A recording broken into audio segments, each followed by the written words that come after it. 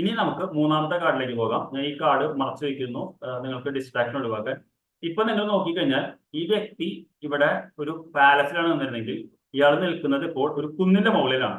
അതായത് ഇയാൾ ഇവിടെ നിന്നും ഇറങ്ങി ഇയാളുടെ വസ്ത്രം മാറിക്കഴിഞ്ഞു. ഇയാൾ ഒരു ചുവന്ന റോബിട്ട് ഇയാൾ നിൽക്കുന്നുണ്ടെന്ന് നിങ്ങൾക്കറിയാം. ഇയാൾ രണ്ടും കൽപ്പിച്ചിട്ടാണ് നിൽക്കുന്നത്. ഇയാൾ കണ്ടില്ലേ, സ്റ്റേർട്ടി ഫേസിലാണ്. ഇയാൾ നോക്കുന്നത് ഇത് ഗോൾഡൻ സീ എന്ന് പറയും. ഫ്രണ്ടിൽ കടലാണ്. ഇവിടെ 1, 2, 3 മൂന്ന് കപ്പലുകളുണ്ട്. അതായത് നിങ്ങൾക്കറിയാലോ, പണ്ട് കാലത്ത് നമുക്ക് എന്ത് കിട്ടണമെങ്കിലും നമ്മൾ യാത്ര ചെയ്യണം. യാത്ര എന്ന് പറയുന്നത് എപ്പോഴും കടലിലാണ് യാത്ര ചെയ്യുക. കടൽ കടന്നു പോയിട്ടാണ് നമ്മൾ വലിയ നേട്ടങ്ങൾ ഉണ്ടാക്കുന്നത്. അതേ സങ്കല്പം തന്നെയാണ് ഇവിടെയും വരുന്നത്. ഈ വ്യക്തി അപ്പോ നേരത്തെ ഇയാൾക്ക് ഡൗട്ട് ഉണ്ടായിരുന്നു എന്ത് ചെയ്യണമെന്ന് പറഞ്ഞു.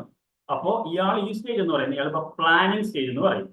അപ്പോ ഈ കാർഡ് വരുമ്പോൾ ഈ കാർഡ് നമ്മളോട് പറയുന്നത് നിങ്ങൾ നേരത്തെ മനസ്സിൽ ഉറപ്പിച്ച കാര്യം പ്ലാൻ ചെയ്യാനുള്ള സമയമാണ്. This is A time for planning. This is A time for following your goal. അതായത് നിങ്ങൾ എന്താണോ നിങ്ങളുടെ മനസ്സിൽ ആഗ്രഹിച്ചിരുന്നത്. ഇയാൾ ഈ കപ്പൽ വരുന്നത് നോക്കി നിൽക്കുകയാണ്. ഇയാളുടെ ബോഡി ലാംഗ്വേജ് കണ്ടാൽ അറിയാം. ഈ മഞ്ഞ കളർ പറയുന്നത് ഇയാൾ ആഗ്രഹിക്കുന്നതിൽ ഇയാൾക്ക് യൂണിവേഴ്സൽ ബ്ലെസ്സിങ് ഉണ്ട്. ഹി ക്യാൻ ഫോളോ എന്നുള്ളതാണ്. ഇതിലൊക്കെ ഓരോ കളർ ഉണ്ട്. ഇവിടെ ഒരു ബാഗ് ഉണ്ട്. ഇയാൾ പണം സമ്പാദിക്കാനുള്ള ബാഗാണ്. റെഡ് എന്ന് പറയുന്നത് ഇയാളുടെ പാഷനാണ്. ഇവിടെ ഒരു ചെറിയൊരു നീല കളർ ഉണ്ട് ഈ കയ്യില്. അതിനർത്ഥം ഇയാൾ ഇമോഷണലി സ്റ്റേബിൾ ആണ് എന്നുള്ളതൊക്കെയാണ്. അപ്പോ ശരിക്കും പറഞ്ഞാൽ ഈ കാർഡുകളിൽ ഒരുപാട് അർത്ഥങ്ങൾ നമുക്ക് വീണ്ടും വീണ്ടും പറയാൻ പറ്റും.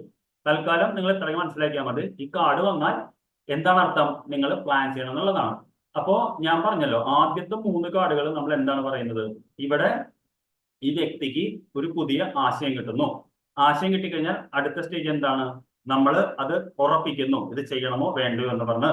മൂന്നാമത്തേത് നമ്മൾ പ്ലാൻ ചെയ്യുന്നു. അപ്പോ 1, 2, 3 ഈ സ്റ്റേജിൽ ഈ വ്യക്തി ഒന്നും ചെയ്തിട്ടില്ല. അതായത് ഇയാൾ ആശയപരമായിട്ട്, ഇപ്പൊ ഞാൻ പറഞ്ഞല്ലോ, നിങ്ങളിപ്പോ ടാരോ പഠിക്കുന്നതാണെങ്കിൽ നിങ്ങളിപ്പോൾ 1 രൂപ പോലും ചെലവാക്കിയിട്ടില്ല. നിങ്ങൾ ആശയം വന്നു, തീരുമാനിച്ചു, ഇന്നത് പഠിച്ചു കളയാം. അത് കഴിഞ്ഞാൽ നിങ്ങൾ പ്ലാൻ ചെയ്തു, എപ്പോൾ പഠിക്കാൻ പറ്റും, ആരുടെ അടുത്ത് പഠിക്കാൻ പറ്റും, എവിടെ പഠിക്കാൻ പറ്റും, നിങ്ങളിപ്പോൾ നോക്കിക്കൊണ്ടിരിക്കണം. അപ്പോൾ ആ സമയത്താണ് നിങ്ങൾ എൻ്റെ ഈ കപ്പൽ കാണുന്നത്. അപ്പൊ ഇയാൾ കൊള്ളാലോ, അപ്പൊ നമുക്ക് ഇയാളുടെ കോഴ്സിൽ ചേരാമെന്ന് പറഞ്ഞ് നിങ്ങൾ ഇതിന്റെ മുമ്പത്തെ സ്റ്റേജാണ് ഞാൻ പറയുന്നത്. അങ്ങനെയാണ് ആദ്യത്തെ 3 കാർഡുകളുടെ സന്ദേശം വരുന്നത്.